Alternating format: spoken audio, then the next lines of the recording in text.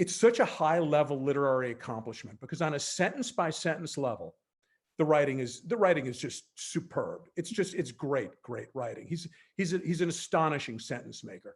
On a character level, Alexander Portnoy is like a comedy Raskolnikov. It's absolutely on the level of Dostoevsky as a character study. Or if you've read Notes from the Underground by Dostoevsky, it's like that. It's a deep dive into an obsessive character who is consistently and compellingly rendered. Who, the book is like a 275-page monologue, and it never lets up. It doesn't stop. Your interest never flags.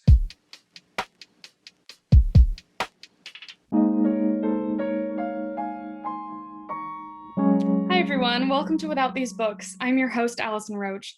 Without These Books is a thank you inspired video podcast that celebrates the authors, books, and characters that changed us as writers, readers, and as people. So on our show today, I will be joined by Seth Greenland. He is the author of 5 novels. He's also a playwright, screenwriter, essayist, and one of the original hosts of the Los Angeles Review of Books Radio Hour.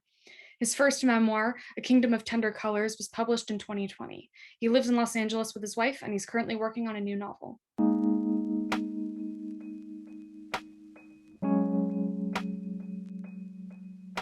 So, what is the book that you chose today? I chose Portnoy's Complaint by Philip Roth. Great. So, can you tell me a little bit about how it first landed in your hands and how it affected you? Absolutely. I was 14 years old, and until that point, and this is the year the book came out, so it's 1969. And until that point, my favorite books were David Copperfield, Huckleberry Finn, The Catcher in the Rye, which a 6th grade teacher had recommended I read, something I've been trying to unpack for 50 years now. And Philip Roth, who had published a few books already, exploded into the national consciousness with Portnoy's Complaint. And everybody who was a reader was reading this book. Every adult, no 14-year-olds were reading this book that I knew of at the time. My mother was a great reader, and there were books in the house always by great authors, very few of which I was aware of because, who paid attention? I was paying attention to baseball. And she had Portnoy's Complaint, and I had heard about it, and I heard there was a lot of sex in it. And as a 14-year-old boy, it was like waving a red flag in front of a bull. So I found myself home sick one day from school, and I guess I'm in 9th grade. Maybe it's the first semester of 9th grade. And there was Mom's copy of Portnoy's Complaint. And I don't know if you remember the original cover, but it was bright yellow with a black font, and it was very, very eye-catching. And as I said, I had become aware of it already, and I thought, well, I'm home. I'm not going to do homework. Let me take a look at Mom's copy of Portnoy's Complaint, which I snuck out of my parents' room because she wasn't going to let me read it. Yeah. And I got into my room and I closed the door and I sat down, and I think I read the book in 2 sittings. Wow. And it blew my mind. I had never read anything remotely like this book. It was, first of all, it was so funny. It was hilariously out loud funny. I mean, from almost the first page. The sex, as you've got to imagine me at 14, Right. Unimaginable. Yeah. I mean, it was so insane. In school, we were reading Macbeth. That was, funnily enough, Macbeth is the one thing I remember from 9th grade English. So, murder, that's fine. But, God forbid anything with carnality in it, It doesn't matter. You kill all the characters in the story. That's perfectly okay for a 14-year-old to read. But God forbid they read a book like Portnoy's Complaint. And it was like samizdat in a way, like banned Russian literature. Right. As I said, 14-year-olds were just not meant to read a text like this. And I finished it, and I think my head was hovering 6 inches over my shoulders at that point. It was unlike any reading experience I'd ever had. And also, you have to remember, I'm Jewish, right? So the only book I'd ever read with a Jewish main character was the Bible. Okay, right. So I'm reading this insane book about this crazy, hilarious Jew. And I thought, books can be like this. Right. It was, I have no words almost. I mean, at the time, I really had no words because Yeah. who was I going to talk to about it? Nobody I knew. I could say, Mom, oh, look what I just read. Let's have a book group, me and you and Portnoy's Complaint. You know, Right. if you could think of a more inappropriate book to read with your mother, I challenge you to come up with that. Yeah. So, it was such a singular experience. I mean, I've been deeply affected by other books, and the first time I read Huck Finn when I was 9, I was very affected by that, but not like this. Right. This was the kind of experience that I've had since, with other books certainly, but more the kind of experience you have with music, so Yeah. viscerally powerful. And Mhm. what I didn't realize at the time, because I wasn't a writer at the time, I was, just a 14-year-old kid who, as I said, followed what the Yankees were doing. Right. What an accomplishment it was. Mhm. It's an astonishing work of art. I had no clue. I Mhm. just thought it was 275 pages of sex and hilarity.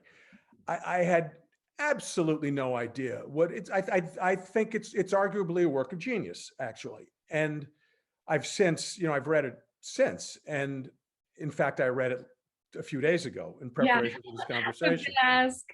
And we could talk about that a little bit also. With when you come back to this book, it's quite an experience. But it was just unlike anything I had ever experienced in any art form, really. And I would say that I didn't realize it until years later, but Mhm. it was foundational to my being a writer. And I think one of the reasons that I became a novelist late, because I was a screenwriter for many years, Mhm. is because of books like Portnoy's Complaint. I I look at a text like that when I was younger, now less so, but when I was younger and thought, how could I possibly do that? I know I can write a screenplay, but I don't know if I could write, and if you want to write a novel, you want to write a great novel, and that's a great novel. And I would look at a text like that as a young writer and think, I, that's a little daunting, I Mhm. think, Yeah. and I remain in its thrall. I hadn't read it recently. I'd read it most recently, probably 15 or 20 years ago. So this was the third time I read it earlier, like in the Yeah. last few days. It blew my mind all over again. Mhm. And then I thought, what a highly inappropriate book to have a conversation about with someone I've never met before. That's what this is all about, though, bringing it into conversation, you know? So But again, and I'll go on. I'll give you an opportunity to ask a question if you'd like in a moment. But it just I remain so enthusiastic about it because I think it's such a high level literary accomplishment, because on a sentence by sentence level, the writing is just superb. It's great writing. He's an astonishing sentence maker. On a character level, Alexander Portnoy is like a comedy Raskolnikov.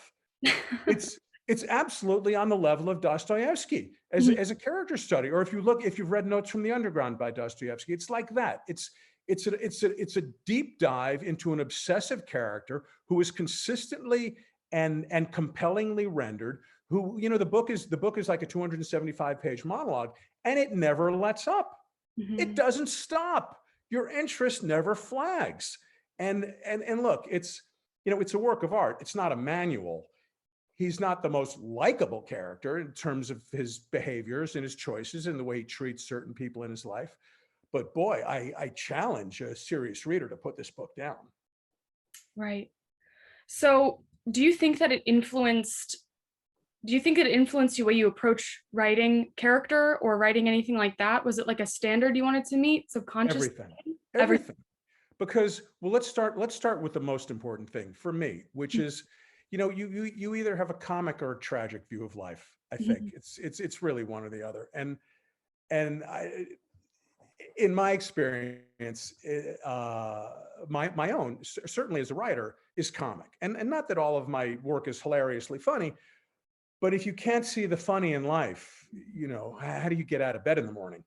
And and what Portnoy's Complaint proved, because remember, if you're educated in the American system, what you're mostly taught, and this is probably true in most educational systems, great art is not funny. Mhm. I mean, Beethoven's symphonies are not funny. Yeah. Um, the work of Ernest Hemingway is not funny. Virginia Woolf, not Not hilarious. funny. Yeah. Pablo Picasso, great. The African influence is fascinating. We could talk about him for a week. Not funny. Mhm. Roth was hilarious and a great artist. And I Mhm. thought, well, that feels new. I like that. Yeah. That's something I can really, really connect with. And it absolutely influenced me, not even consciously. I didn't realize until years later Mhm. to the degree to which this book influenced me.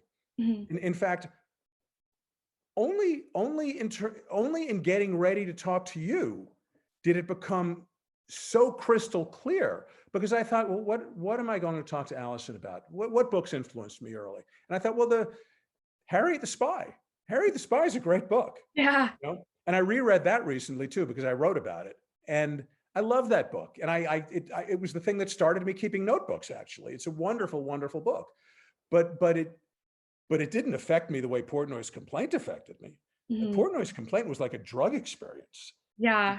It's such a provocation. It goes off like a grenade in your head. Mhm. And if you're a young reader who is interested in how the form can affect people, and boy, Allison, I have to tell you, in this era where everything is being transposed to screens, to have a reading experience with a Yes. physical book that affects you the way Portnoy's complaint affected me, I wish that on everybody who likes to read. Mhm. And do you think, I mean, have you had any reading experience like this since, or do you think it was so held in your youth that that was necessary? Your youth was necessary for it? That's a great question. I remember I was very, very little when I saw the Beatles on the Ed Sullivan Show. Mhm. I Mhm. love music. Music is a very, very important part of my life. I don't know that anything I've seen since has affected me the way seeing the Beatles on the Ed Sullivan Show affected me. Because when you're that age, you're just a sponge on legs, Yes. and you take everything in. Mhm. And sure, I've had very deep and profound experiences with various art forms, whether paintings or seeing bands live or reading a poem or a novel. I've been very, very affected by things. I'm emotional. I try to be open to art when I experience it. But I don't know that anything quite gets to you the way it gets to you at that age, because you don't have critic's mind. Yeah, that's I've true. read so many books since. I've read thousands of books since. I've Mhm. heard so much music since. I've seen so many paintings since. I have such a vast frame of reference now. And it's not because I'm so brilliant as a consumer of art, it's because I'm old. So so because all these things have come in, because I have all this input, everything now I see through that lens. So very little, if anything, can affect you the way something like this can affect you when you're a kid and you're formulating who Mhm. you are as a human being, never mind as an artist, but who Mhm. you are as a human being. Right. Yeah, I think if we all manage to somehow hold on to that childlike instinct to just be able to open up and listen without the critic, that we would be better off, I think. Oh, no doubt, no doubt. And I try to do that when I approach things now, and certain things can still deeply affect me Mhm. that didn't affect me the first time. Interestingly, for Mhm. example, I remember reading To the Lighthouse in college, and I didn't get it at all. Me too. Not the first time, but the second Right? time around. Because I was like 20 years old, and I read it decades later. Well, what's To the Lighthouse about, among other things? It's about the passage of time. Well, how does a 20-year-old understand the passage of time? No time has passed. Right. Yeah. Nothing's gone by. You're 20, you know? But I read it as an adult, and I thought, oh, I think I get this book, Mhm. right? So we have different experiences with art forms as we go through life, and they can get deeper, or they can get we can have the opposite experience. For example, there are books that you're meant to read when you're younger. I remember reading On the Road when I was 20, and I thought it was one of the best books I ever read. I loved Jack Kerouac. I Mhm. read On the Road recently. It was being locked in a closet with a drunk for 3 hours. I thought, Right. how could I possibly have ever liked this book? Yeah. But as a 20-year-old, it was great. Mhm. Yeah. Well, Seth, thank you so much for being with me today. I loved having this conversation. I could talk to you for hours, honestly. Absolutely. This was great. Thank you so much for having me on. Thank you.